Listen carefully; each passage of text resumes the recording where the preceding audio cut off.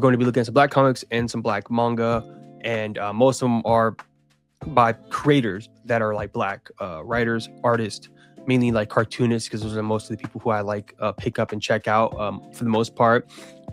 And we're just gonna check it out, man. You know, it's Black History Month, and you know it could be cliche to do this stuff during those times. I don't give a fuck because if you are a person who's watches my channel all the time, especially my main channel, I always talk about black art all the time. I always recommend black comics, black art. So Black History Month is just a emphasized month for black history, but for me, black history is every day when I learn something new about blackness and things like that. And it's interesting because I feel people kind of conflate Black History Month with the corporate Black History Month, which is like, when people get the Black History edition comics or the covers or the shoes or, the ice cream or whatever the hell for the month, that people kind of, they use that as a point of emphasis, or like, not emphasis, but like a point in contention for Black History Month, and make it seem like, this is just a corporate thing, or people only care about black artists or black writers or black characters during this month, which obviously the corporations do, but that doesn't mean that you as a person who would support or should support black characters or black creators, fuck the characters, the creators, that can be a year-round thing. And I'm going to show you like a bunch of comics. These are not mainstream comics. These aren't Black Panther. This isn't Static. This isn't, these are comics that I've personally found from, independent or small press, or maybe even comics that kind of went under the radar by like black artists, black writers, and, black stories in general. And I think that it's important that we, highlight these books, because these are things that if you aren't looking for it, you won't even find it, because you have to stop relying on a Marvel or DC or Image Comics or whoever to give you something or show you something or put more emphasis on certain characters that they don't care about unless they're making them their bottom line, like a Static. I mean, not even Static, like a Miles Morales, who's the only black character right now who's even getting any sort of love because he has two phenomenal movies that came out within the last 10 years. So, so we're gonna look at some of these. I have some really dope manga created by black creators, and yes, they're manga. I don't care, about all that stuff. I mean, to me personally, manga and comics are the same thing. Like, it's just this two sides of the same word. But people on the internet like to try to scoot over this way, try and change it up. But to me, it's the same thing. But I respect the creators, and and some of them actually were printed through Japanese corporations and Japanese publications, so they are technically manga, I guess, quote unquote. But a lot of these are black creators, black indie creators who made their own manga, and then we're gonna look at some black indie comics. And what's up? And we're gonna look at some of my favorite black comics by that are really black stories and by black artists, writers, and all that. Without further ado, let's get into some of these books. Really, really dope. So this is one of the first mangas by like black creators that I found like a long time ago. It's one of the first comics that I found early on, back in the day, like probably like 2020 when I first started getting into comics. I found out about this comic, and it's by Nicholas Draper Ivory, XOGenasys. He's the artist, and the story's by T.D. McIntosh. I don't know if you guys have ever seen this comic before. This is by a Noir Caesar, who was a they were an imprint. I think they're still around, but I mean, I've heard mixed things about them. I don't know about the publishing, whatever. That's neither here nor there about the business behind it. I don't know, again, like enough about that stuff, so I'm not going to get into all that. But this comic is super dope. If you know Nicholas Draper Ivory, he's a guy who essentially who helped to bring back Static when they brought back the new initiative. And this comic is freaking dope. He does so many, like, look at this. Artwork is sick. Just amazing. Nick he's like a dope artist. He has a really like great anime manga style. I think he takes influence from like the artists from like Soul Eater, Cowboy Bebop, and a lot of those guys, and he just really lays it on the page, and he's able to draw black characters in a like realistic and non-stereotypical way, obviously because he's a black artist, so he wouldn't draw them looking crazy, but he just takes to another level with the manga style. And even the stuff when he did on Static, he really just revamped Static and brought him back into like a dope look, especially because a lot of black people love anime and manga, so I feel he was the perfect person to bring that series back. The new Milestone Initiative wasn't my favorite. Like, a lot of those series were like hit or miss for me. but you know, static one what really held up his worth, at least in my opinion. But like, look at this, and he did this.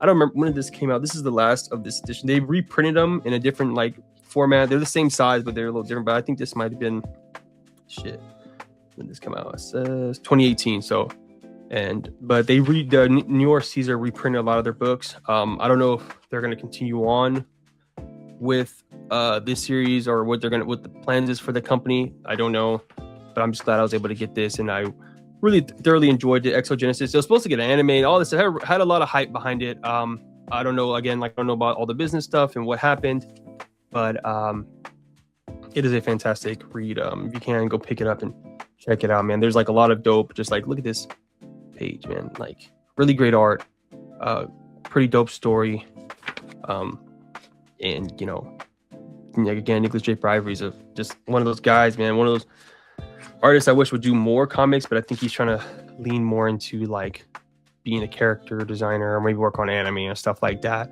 as opposed to being a comic book artist. And I don't blame him, because being a comic book artist is kind of tough, you know, but when you produce work like this great, this good, you know, you just want to see more. So yeah, that's so he has a lot of cool color pages in the back to this book. And I think he colored a lot of these traditional like watercolors, Copic markers, you know, the whole nine. Super dope, man. Yeah, just go check it out. It's such a good manga. That's XOGenasys #1. And that was like one of the first mangas I got a while ago. This one is by an indie artist named Patio.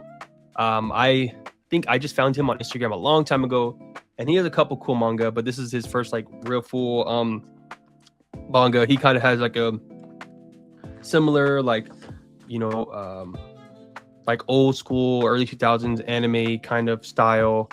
Moonlayer Studios is his company. You can follow him on Instagram at that. I think he has like a couple other comics he's done. He's a really, really dope artist. I've met him a few times at some shows and conventions, and he's really, really dope. Really dope artist. And yeah, this book is super cool, super clean. It's called GoGo Gonzi. GoGo Gonzi. And it's just really, really dope. I think he drew it all digitally, and it's just a real fun, cool manga. I don't know when the next one. I bought this a while ago, a couple years ago, so I don't know when the next one is coming out. I know he did a bunch of other comics in between that are like other stories. Like he's really like he's like a really, really good artist. Like he has a really, really dope style, especially like he has this anime style, and he also has this really cool what's that guy's name? Adam Hughes style. I've been seeing on his Instagram. He's been doing like these really cool Copic marker drawings of like ladies and like people, and he has that similar style to like Adam Hughes in that way. He's just like a really good artist overall, because I think he's an art teacher. He lives in I think DC or maybe somewhere in Maryland. I've seen him like at a bunch of shows around my area, and yeah, he hits on all cylinders with his artwork.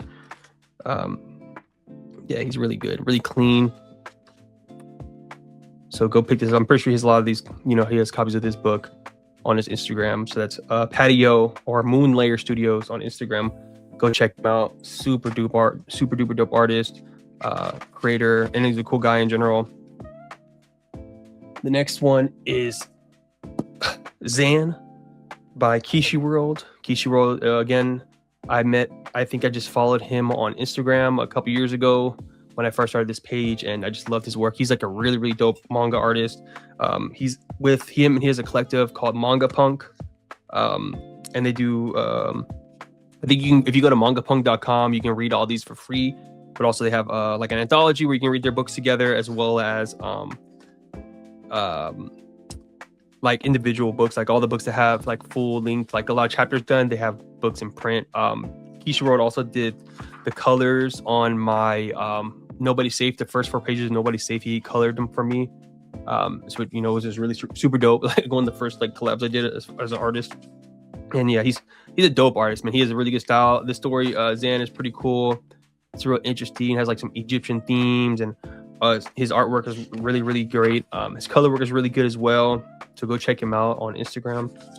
And yeah, it's just a cool manga. And you know, I always find it like amazing whenever I see people who are like super productive, right? Like that are able to get a lot of work done in like a short period of time, and and they're not like taking breaks or like cutting corners or doing everything, especially like a cartoonist, right, who kind of draw and do everything themselves. I always find that to be like inspiring, because that's essentially what I do, right? I'm a colorist. I mean, I'm a cartoonist. Like I write and draw everything. I don't have or work with any other people in that way. Sometimes lately I've been kind of getting colorists to color my stuff. That's just because I haven't just feel comfortable coloring yet, but that's something I'm gonna work on this year. That's like a goal of mine too. But yeah, look at that, that's super dope. See some other cool pages in here.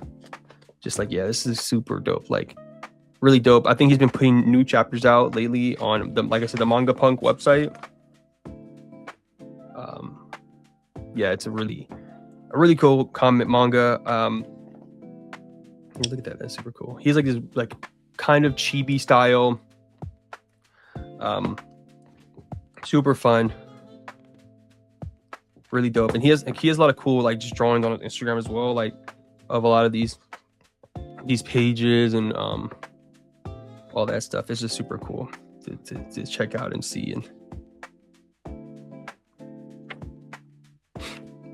yeah, let me see. Look at that, that's super cool. It's great.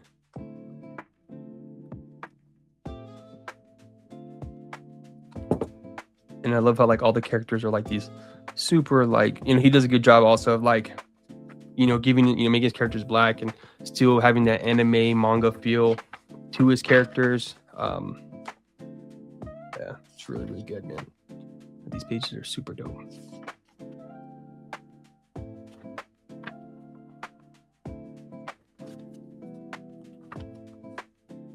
Yeah, great artwork, great story.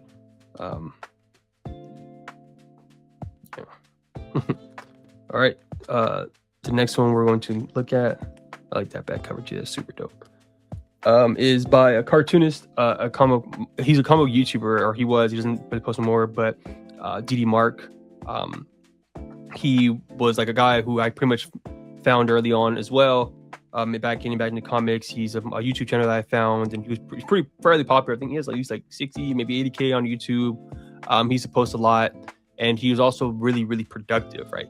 That's like a big thing. He was dropping pages like all the time. Like, and these weren't like short 24-page chapters. He was doing like 80-page chapters of his manga, Ruthless Render, which is like the one that really kind of popped him off. Before that, he had a bunch of other comics that kind of didn't do like crazy.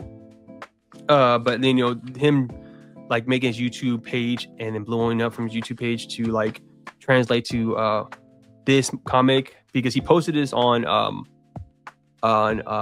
Manga Plus, where they opened the like the app came out where you can amateurs can post their comics on there, and he posted this comic on there, and it went pretty much essentially viral.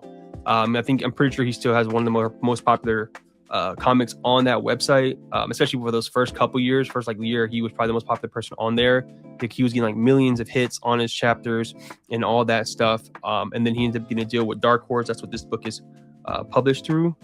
I think what he did was he essentially just like DM'd an editor and showed him his work, and then he got published to Dark Horse. And he has 2 volumes of this book out. And he probably would have had more, but he's like on a hiatus right now. I don't know what he has going on, but he was like one of the cartoonists that kind of inspired me to make a YouTube channel. Just kind of seeing how he used that, like leveraged his popularity on YouTube into getting people to read his book, and then using that leverage to get a publishing deal, essentially, outside of the fact that he's also a really, really good artist.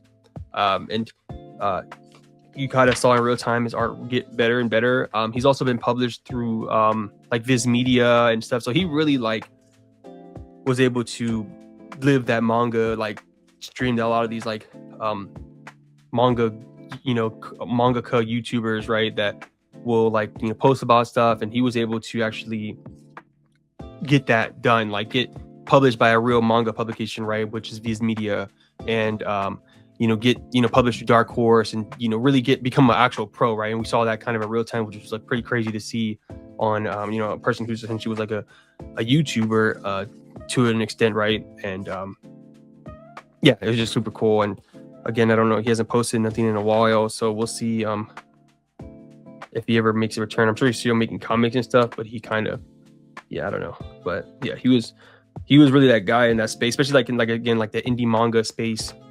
That was kind of doing it pretty big, you know, at least to the degree of like I said, going from cartoonist, I mean YouTube cartoon like manga guy to actually being published by some of the bigger publications that produce manga, which is again is super inspiring, super dope to just kind of see that trend evolution with somebody in a real time. You know, he was kind of like white manga like 2.0 in the sense that he kind of did the same thing white manga was doing, but was able to, and this is like not a slight to white manga, but like kind of do it in a more efficient and faster way to get published through a mainstream publisher. Where, I mean, I think my manga, if he really wanted to, he probably could have got published through like a like an Image or Dark Horse if he wanted to, but he decided to go the independent route and built up his own publication through Saturday AM. So there's more power to him, but that, you know, doing it on your own comes with like a cost, I guess. But I don't think DD Mark is any more popular than him. I'm pretty sure they're about the same popularity. But yeah, again, Ruthless Render, super dope. Check out DD Mark on Instagram. He's not very active on anything right now, but I'm sure he'll get back active probably eventually. I don't know, but dope artist, dope manga. Go pick it up. You can just read it on Manga Plus for free still. Speaking of Saturday AM, Oblivion Rouge. This is probably one of my favorite books through their publication. Saturday AM was like one of the first like American independent manga publishers. They've been around for a while, and they got like their final kind of like big break a few years ago. They got a publishing or a distribution deal through Rockport, and there was another publication that helped through Rockport. Yeah, through Rockport, and they pretty much helped them like produce and distribute all these books. And they kind of came out like swinging. I'm not gonna lie, they came out with a lot of, you know, their flagship book was were Hammer and Apple Black, which is white manga, and Jay Odin's books. And, you know, they had already had multiple chapters done for those books. So they had at least 4 volumes worth of comics out. And then they have some of their other artists as well that they produced throughout the year. They had a really massive deal, and especially for something like it was independent. And this was one of the dopest ones, Oblivion Rouge by Pap Solai Fall. And he was one of the artists under there. And this is like, this manga essentially kind of reminds me of like Naruto if it was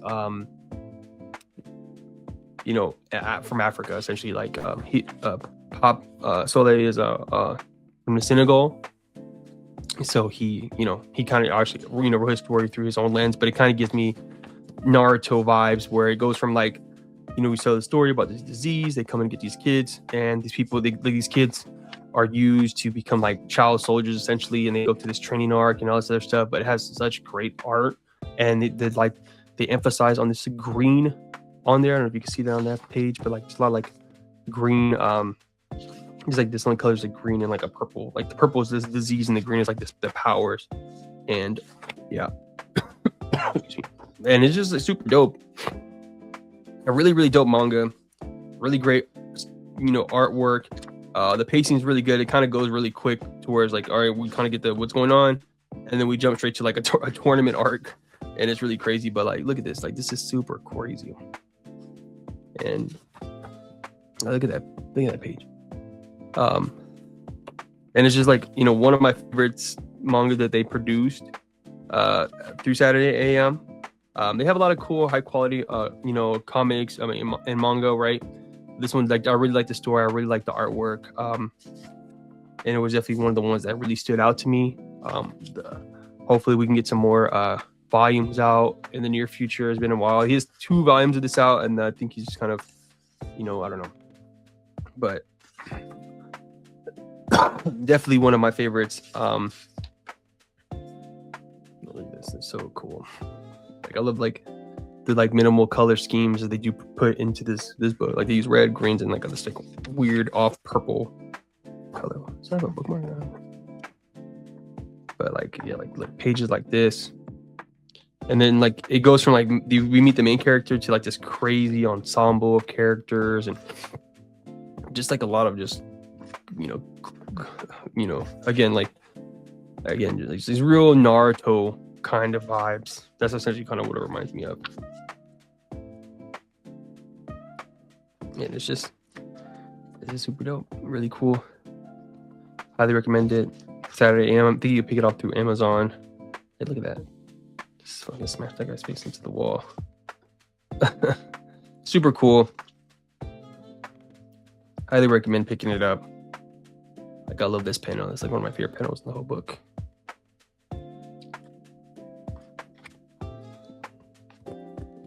It's Oblivion Rouge. And so let's move on to some more. So this one is actually, all these are by like the same guy. One of my favorite manga creators, Felipe Smith, who was one of the first American or like Westerners to go and be produced through Japan for his manga. He started off with Tokyo Pop. I made 2 videos about him. One about his series PeepoChoo, and then one about like his whole career as a whole, in like totality, because I think it was really interesting to see him like go from his being a guy who essentially was never really a fan of comics or manga, and then kind of found it later in his life. And he was always an artist. Like, he went to college for art and all this stuff. Got into manga later on in his life, probably like his late teens, early 20s, and then got produced through Tokyo Pop. He won like the competition, which we'll look at this because I just found this comic's really cool. And then for this comic, getting his audition, this comic, The Rising Stars, Tokyo Pop, he ended up producing MBQ, which is, there's 3 volumes of this, which is super rare to find for some reason.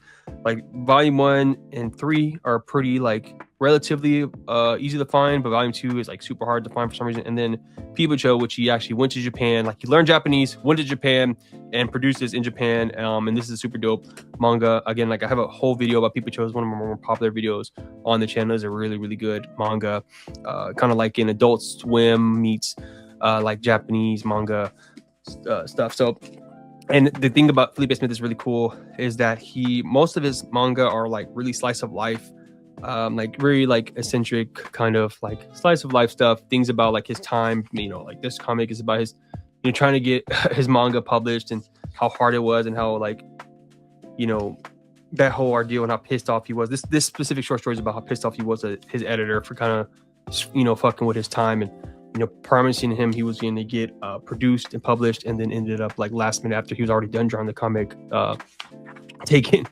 rescinding his commitment to publishing this comic. And so this comic is like a short comic by him going into like press his editor, and it's really fun, really, really cool, little short story. And this story kind of expands into MBQ in the same way, but he kind of tightens up his style and makes it more like cartoony, like less realistic, like with the kind of like funny faces and stuff. So funny, super dope. And then he went from this, like he won this competition after going to like San Diego Comic-Con and applying. He won, and then he ended up doing MBQ, which is super dope. And this is again is more like about his life, trying to come up as a cartoonist, as a mangaka. It's super sick, man. Look at this. And it's like kind of like LA lifestyle stuff as well. And yeah, it's really, really good. Like I love this piece. Like, look at that. And this is a fun read as well. It's like, again, it's the same thing as that short story, but just expanded. The characters are a lot more drawn out. It's obviously a little bit of like cartoony. Like, it's not cartoony, but embellished, like the stories and stuff like that, and some of the characters, I'm sure, based on people he knows, but a lot of difference. So like this short, the first chapter is essentially an extension of the short story in the Rising Stars story. So it seems like I guess it just continues on after he leaves his editor, and then it kind of goes from there. And it's really cool. It's really fascinating, really, really interesting. Fuck. Need to drink some water. But yeah, I would highly pick it up. Sucks that Felipe Smith doesn't really do comics much anymore. I think he's into like animation and stuff now, and not really like he does like character designs and like layouts and stuff. Where like he's worked with Ninja Turtles. I think the last thing he did like really in comics, he helped create what's that fool's name? Robbie Reyes Ghost Rider, which is like the new Ghost Rider. So really dope. And then PeepoChoo, can't really show this too much on screen because it's pretty like X-rated comics, but it's super dope. And again, like he actually like learned Japanese, went to Japan, and like did the whole, again, like that, a lot of that's kind of like the weeb or like otaku like fantasies to be able to go over there and like learn Japanese. And and it's funny because that's what this comic is about. Essentially, is like that fantasy of going to Japan and thinking what you see in the manga is what you're actually going to see when you get to Japan. And it's like a culture shock comic essentially.